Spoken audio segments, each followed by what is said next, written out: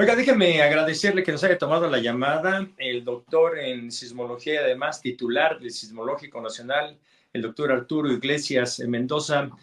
Doctor, qué gusto saludarlo. Raimundo Cruz le agradece esta comunicación y creo que se le va a agradecer más el público que nos escucha, que nos ve y nos escucha en cualquier lugar de México y en cualquier lugar del mundo. Muy buenas tardes. Hola, ¿qué tal? Buenas tardes. Con mucho gusto. Muchas gracias por la invitación.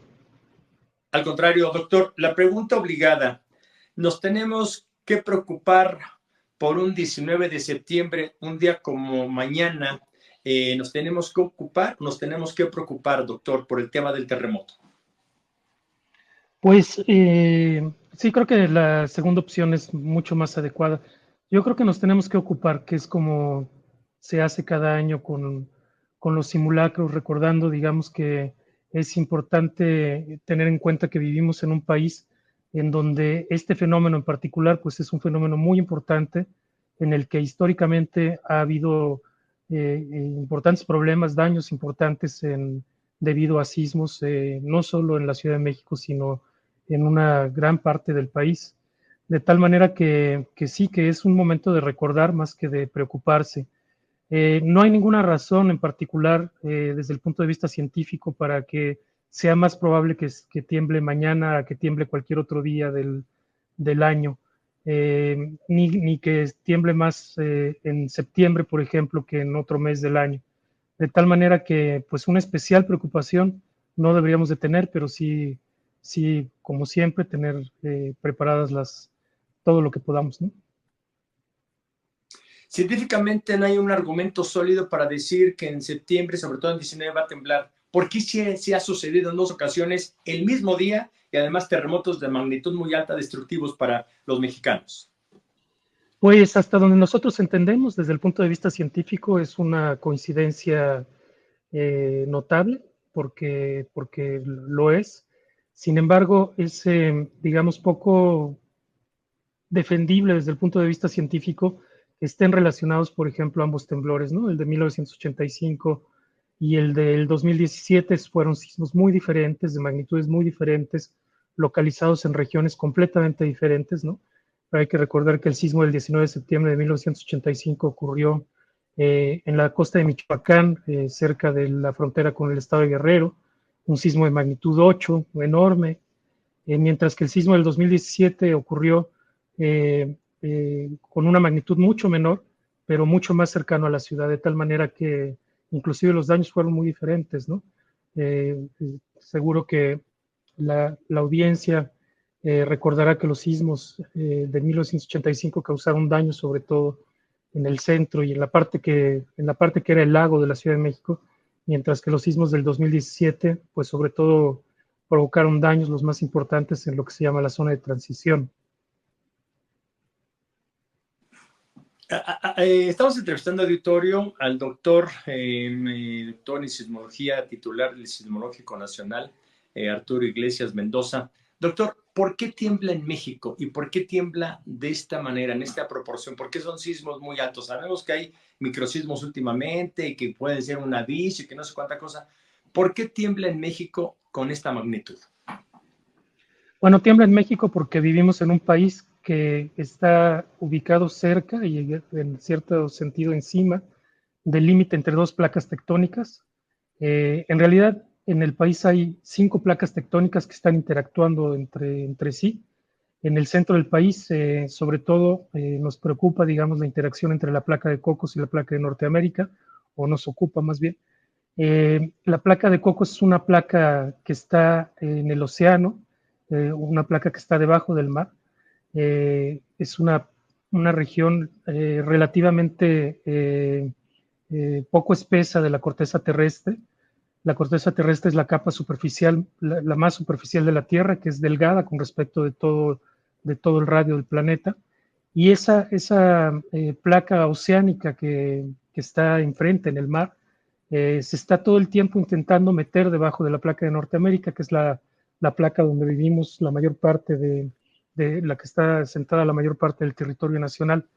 Esta placa de Cocos no se mete continuamente, pero sí lo está intentando todo el tiempo. Y cuando se acumule el suficiente esfuerzo para que la placa de Cocos logre vencer la resistencia de la placa de Norteamérica, ocurren los temblores que llamamos de subducción. Aunado a ese fenómeno, al fenómeno propio de la subducción, hay otra gama de temblores, como la del 2017, que ocurren dentro de la placa subducida.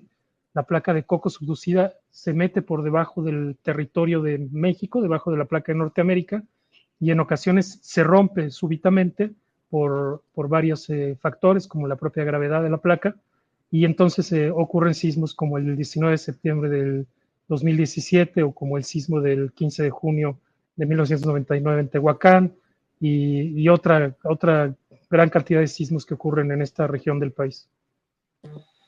Doctor, ¿es verdad que puede venir un terremoto de magnitudes insospechadas en la República Mexicana o es una falacia? Las redes sociales lo han difundido de manera muy irresponsable. ¿Qué nos dice al respecto? Bueno, la posibilidad de un sismo importante de magnitud relevante es siempre latente. Digamos que es, creo, relativamente fácil de entender conociendo, digamos, la historia de la sismicidad en el país, ¿no? En 1985, como recordamos, ocurrió un sismo de magnitud 8.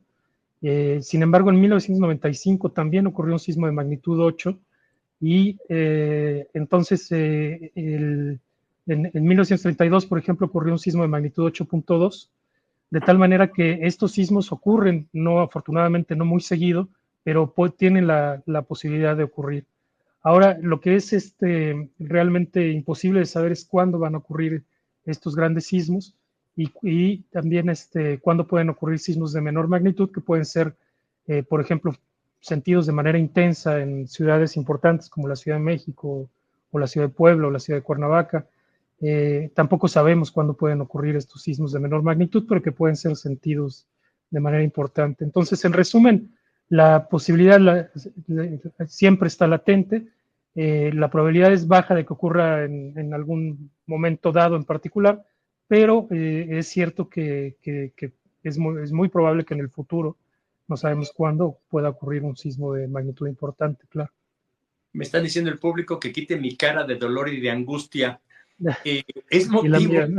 No, me dicen que a mí, que yo quite mi cara de dolor, o sea, yo que tengo una cara de dolor y de angustia, pues la verdad es que a mí honestamente, les soy sincero, no me gustan los temblores, pero tampoco me panico, como se dice coloquialmente, trato de ser mesurado, pero sí, claro que me preocupa, sobre todo por los míos, los cercanos, los intereses propios. Doctor, ¿qué le podemos decir al público? ¿Se ha hecho una falacia, se ha hecho una... digo, es que ahora también las redes sociales contribuyen mucho a esto, pero ¿qué le podemos decir al público?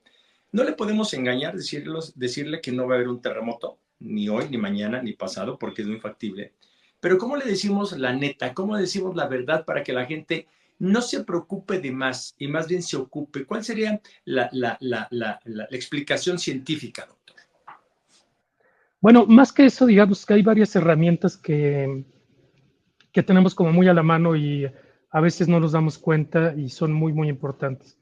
En el caso de algunas ciudades del país, tenemos el sistema de alerta sísmica temprana, que es realmente un sistema pionero en el mundo en términos de funcionamiento y también muy particular porque para algunas ciudades y para algunos tipos de temblores el tiempo de alerta puede ser muy importante.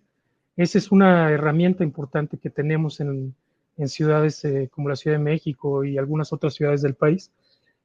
Por otro lado, lo que es todavía más importante que ello es que si nosotros estamos en una construcción segura, si vivimos en una construcción hecha para resistir sismos de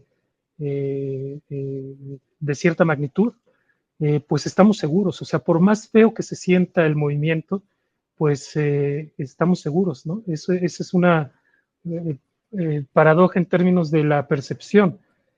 Por ejemplo, un edificio como la Torre Mayor o como la Torre Latinoamericana o como los grandes edificios que hay en la Ciudad de México, pues son edificios muy bien construidos y pensados para resistir fuerzas muy importantes en términos de sismos, ¿no?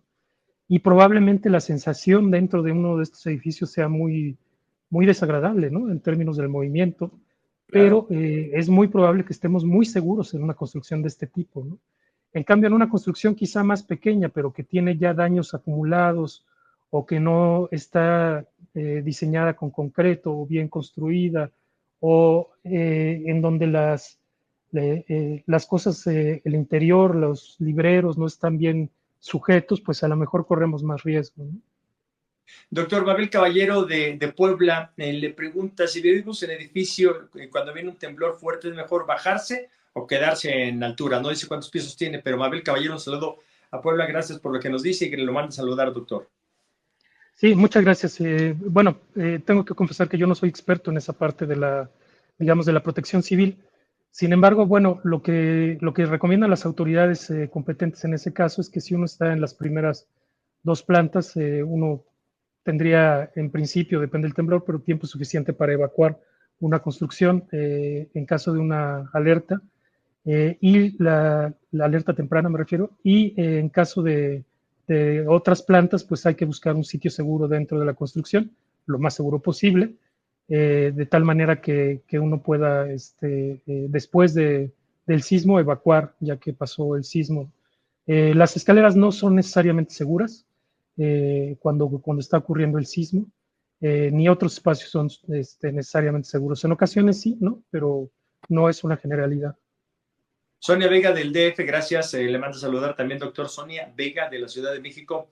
Doctor, ustedes como científicos no pueden predecir cuando viene un temblor de magnitudes fuertes. ¿Hay formas científicamente de que avisen, alerten a la población? No, no hay manera. Desde el punto de vista científico, el pronóstico y o predicción de los sismos no es algo que está todavía al alcance. No lo está aquí, ni lo está en ninguna parte del mundo, ni en Japón, ni en Estados Unidos, ni en Europa, ¿no? En ninguna parte del mundo se ha probado, digamos, una metodología confiable que pueda pronosticar cualquier sismo. Hay esfuerzos en la dirección de avanzar en el pronóstico, pero bueno, aún estamos lejos de ello. Eso no quiere decir que no es importante estudiar los sismos por diferentes razones, entre ellas por la posibilidad en algún momento del pronóstico, ¿no? Pero en este momento, pues, si alguien pronostica un sismo, no está haciendo, eh, eh, eh, eh, no lo está haciendo con elementos científicos contundentes, no hasta ahora. Casimiro Pérez de Morelos, que se le podemos decir del nuevo aviso por celulares. Si usted tiene la información, si no se las doy yo, doctor, es que es Casimiro Pérez, gracias, le mando a saludar también. Dice que se sienten bien gachos los temblores aquí en Morelos. Casimiro Pérez de Morelos, que se sienten bien gachos los temblores. Lo manda a saludar, lo manda a saludar. ¿Usted tiene esa información o la damos nosotros, doctor? Adelante, por favor, Raimundo. Es importante avisarle al auditorio que mañana a las 11 de la mañana, ahora ya por el servicio de teléfono celular, de la marca que sea, no tiene que ser una marca en particular, de la compañía que sea, viene un aviso con letra, le van a poner en su celular que viene una advertencia de sismo, pero también algunos van a traer sonido. Es un sonido muy distinto al que va a venir en las altavoces que tenemos, estamos hablando de la Ciudad de México, me imagino que también en Morelos debe de haber, don Casimiro. Entonces, viene una alerta, a las 11 de la mañana se va a activar en su celular, donde vienen las letras y la vista, esta es una alerta de una prevención de sismo, algo así, pero también algunos va a traer un sonido, repito, muy distinto al que viene en el altavoz. Entonces, puede ser que a las 11 de la mañana usted en su celular le manden la alerta por escrito, haga de cuenta un tipo WhatsApp, pero también venga un sonido y también venga el altavoz. Entonces, hay que tener mucho cuidado. Y sí, don Casimiro, si usted lo siente duro, imagínese nosotros aquí en la Ciudad de México. Doctor, yo le quiero agradecer, el doctor titular sismológico nacional, que nos haya tomado la llamada. Qué gusto poder hacer una comunicación con usted. Y ojalá pudiéramos estar contando solamente de suposiciones o de advertencias o de avisos o lo que científicamente se sabe y se debe de hacer o lo que ustedes dan a conocer. Ojalá que no sea de otro tipo de cosas cuando tengamos nuevamente comunicación. ¿Con qué se quiere despedir, doctor Arturo Iglesias Mendoza? Pues agradeciendo mucho la invitación, siempre una oportunidad platicar con ustedes y con el público en general. Quiero hacer una breve reflexión acerca de lo que ha pasado desde 1985 hasta ahora. A la pregunta de que si estamos mejor preparados desde 1985 hasta ahora, mejor preparados que en el 85, la respuesta es sin duda sí, y tiene que ver no solamente con todo el desarrollo en la protección civil, ¿no? El Sistema Nacional de Protección Civil, las medidas de protección civil, la alerta sísmica, etcétera, sino con todo el conocimiento que se ha acumulado en estos casi 40 años. Hoy en día sabemos mucho más de los temblores que en 1985. El público más joven seguramente no podría imaginar que en 1985 los colegas se tardaron horas en saber de dónde venía el sismo, cuando hoy en día lo podemos saber en términos de 5 o 10 minutos, y la determinación de la magnitud tardó días, mientras hoy en día, pues en unos 15 minutos podemos tener una idea muy precisa de la magnitud y de la localización original del sismo. Eso, entre otras muchas cosas que sabemos a lo largo de estos 40 años de conocimiento acumulado, que pues es la manera en cómo el método científico va generando el conocimiento para luego vertirlo a la sociedad. Oiga, déjeme hacer es que es don Juvencio Cruz desde Oaxaca, nos dice, los estoy viendo porque avisaron en las redes, don Juvencio Cruz, y lo dice así textual, don Juvencio, aquí se siente bien cabrón el temblor, pero le pregunto a usted, doctor, que le pregunte yo al científico, si a usted le dan miedo los temblores, y es la llamada de Juvencio Cruz de Oaxaca, dice que allá se siente muy canijo, ¿a usted le dan miedo un temblor? Sí, sí, me da mucho miedo y mucha emoción porque pues de eso trabajo, pero son las dos cosas combinadas, sí, sin duda. Yo viví el sismo de 1985 cuando tendría quizá 13 años más o menos, y fue una experiencia pues que nos marcó a toda una generación, a varias generaciones. No se pudo ver después los sismos de otra manera, ¿no? Y claro que el 2017 pues fue un recordatorio, entre otros sismos importantes que me ha tocado vivir, pero fue otro recordatorio del poder y también de lo impredecibles que son estos eventos. De tal manera que sí me dan al menos respeto, pero bueno, también me da mucha emoción porque cada uno de estos eventos es como si fuera un animal diferente y estudiar los detalles de cada uno de estos eventos es muy apasionante. Fíjese, Es una ciencia. ya lo sinceramos, qué bueno, doctor, muy agradecido y gracias a don Juvencio Cruz desde Oaxaca, que sí, esa era la pregunta, ¿a usted le da miedo? Y sí, creo que a la gran mayoría, digo, no, a lo mejor no es temor como tal, pero sí, siempre hay una cierta incertidumbre. Doctor, un Claro. gusto, gracias por tomar la comunicación, muy buenas tardes. Muchas gracias, al contrario. Muy buenas tardes. Gracias.